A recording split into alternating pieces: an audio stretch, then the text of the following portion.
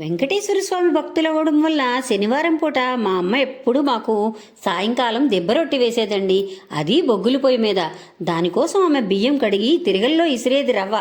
కానీ ఇప్పుడు మనం అలా చేయలేం. కానీ మినప్పప్పు ఒక గ్లాసు తీసుకొని రాత్రి నానబెట్టి నానిన తర్వాత పొద్దున్నే రుబ్బి ఒక గ్లాస్ కోసం ఒక గ్లాసు ఇడ్లీ రవ్వ వేసి ఒక 4 గంటలు నానబెట్టి పక్కన పెట్టుకొని దీనికోసం ఒక మందంపాటి కళాయిలో చక్కగా ఒక స్పూనున్నర నూనె వేసి అందులో నూనె వేడెక్కిన తర్వాత మినప్పప్పు వేయాలి. మినప్పప్పు కొద్దిగా వేడెక్కిన తర్వాత కరివేపాకు, కొద్దిగా ఎండుమిర్చి, ఇంకా కొద్దిగా జీలకర్ర కూడా వేసి అవి వేగిన తర్వాత ఈ విధంగా రొట్టె పిండి వేసేసి అందులో ఇలా పరిచేసుకున్నాం. చూసారా, దెబ్బ రొట్టె అది. కానీ ఇది కాస్త సన్నపడింది. ఆ విధంగా చేస్తే అది దెబ్బ రొట్టి. ఈ విధంగా చేస్తున్నాం కాబట్టి ఇది కొద్దిగా సన్నగా వేసుకోవాలి. ఈ విధంగా మనం రొట్టె చేసుకొని దాన్ని ఒక బెల్లం ముక్క అయినా తినొచ్చు, లేదంటే మనం చట్నీతో కూడా తిని ఎంజాయ్ చేయొచ్చు. ఇందులో